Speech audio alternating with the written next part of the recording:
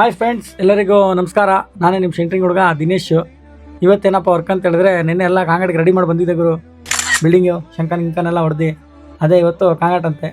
ಸರಿ ಅಂತೇಳಿ ಗಾಡಿ ತಗೊಂಡು ಹೊರಟೆ ಬಿಲ್ಡಿಂಗ್ ಹತ್ರ ಅವಶ್ಯತಿಗೆ ಲಾರಿ ಎಲ್ಲ ಬಂದು ರೆಡಿ ಇತ್ತು ಗುರು. ಏನು ಪೈಪೆಲ್ಲ ಫಿಟ್ ಮಾಡ್ತಾಯಿದ್ರು. ಸರಿ ಅಂತೇಳಿ ಎಲ್ಲ ಪೈಪೆಲ್ಲ ಫಿಟ್ ಮಾಡಿದ್ಮೇಲೆ ಮೇಲೆ ಹೋಗಿ ಬೆಂಡಿಂಗ್ ಎಲ್ಲ ಟೈಟ್ ಮಾಡಬೇಕು. ಯಾಕಪ್ಪ ಅಂತ ಹೇಳಿದ್ರೆ ಬೆಂಡಿಂಗ್ ಅವರೆಲ್ಲ ತುಳಿದು ಲೂಸ್ ಮಾಡಿಬಿಡ್ತಾರೆ. ಆಮೇಲೆ ಬೋಲ್ಡ್ ಹೊರಗೆ ಬಂದರೆ ಮತ್ತೆ ನಾಳೆ ನಾವು ಉತ್ತರಾಳ್ಬೇಕಾಗತ್ತೆ. ಸರಿ ಅಂತೇಳಿ ಎಲ್ಲ ಒಂದು ಕಡೆಯಿಂದ ಬೆಂಡಿಂಗ್ ಎಲ್ಲ ಟೈಟ್ ಮಾಡಿದೆ ಗುರು. ನೆಕ್ಸ್ಟ್ ಏನಪ್ಪ ವರ್ಕ್ ಅಂದರೆ, ಕೆಳಗಡೆ ಎಲ್ಲ ಒಂದ್ಸಲ ಸಪೋರ್ಟ್ ಚೆಕ್ ಮಾಡಬೇಕು. ಮತ್ತು ಲೂಸ್ ಗೀಸ್ ಆಗಿಬಿಟ್ಟಿರ್ತಾರೆ ಓಡಾಡಿ.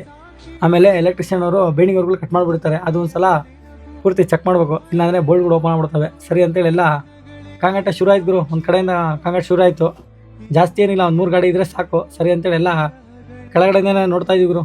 ಎಲ್ಲ ಹೋಳಿ ಹಬ್ಬ ಕಾಡಿದ್ರೆ ನಾವು ವಾರದಲ್ಲಿ ಒಂದಿನ ಕಾಂಗಾಟಲ್ಲಿ ಆಡ್ತೀವಿ. ಸರಿ ಅಂತೇಳಿ ಎಲ್ಲ ರೆಡಿ ಮಾಡ್ತಾಯಿದ್ದೀವಿ. ಕೆಳಗಡೆ ಏನು ಹಂಗೆ ಸೋರ್ತಿದ್ರು ಪತ ಅಂತ ನೀರು. ಸರಿ ಅಂತೇಳಿ ಎಲ್ಲ ಒಂದು ಗಾಡಿ ಖಾಲಿ ಆಯ್ತು ಗುರು. ಇನ್ನು 2ನೇ ಗಾಡಿ ಬಂತು. 2ನೇ ಗಾಡಿನೂ ಖಾಲಿಯಾಗೋ ಸ್ಟೇಜ್ ಬಂತು. ಪಟ ಆಗ್ಬಿಡೋದು ಗುರು ಕಾಂಗಾಟ ಇದರಲ್ಲಿ. ಇನ್ನು 3ನೇ ಗಾಡಿ ಒಂದಿತ್ತು. ಸರಿ ಅಂತೇಳಿ ಎಲ್ಲ ನೋಡಿದ್ರೆ ಒಂದು ರನ್ನರ್ ಮುರಿದೋಗ್ಬಿಡ್ತು ಗುರು ಸಡನ್ನಾಗಿ. ಸರಿ ಅಂತೇಳಿ ಅದು ಸತ ರೆಡಿ ಮಾಡಿದೆ. ಯಾಕಪ್ಪ ಅಂದರೆ ಕಾಂಗಾಟಿಗೆ ಅದೆಲ್ಲ ಇದ್ದಿದ್ದು ಸಹಜನೇ. ನೆಕ್ಸ್ಟು 3ನೇ ಗಾಡಿನೂ ಬಂತು ನೋಡ್ರಿ. 3ನೇ ಗಾಡಿ ಹಾಕಿದ್ರೆ ವರ್ಕ್ ಮುಗೀತು. ಕಾಂಗಾಟ ಹಾಕಿದ್ಮೇಲೆ ಈ ಥರ ಕಾಣತ್ತೆ ನೋಡಿ ಗುರು.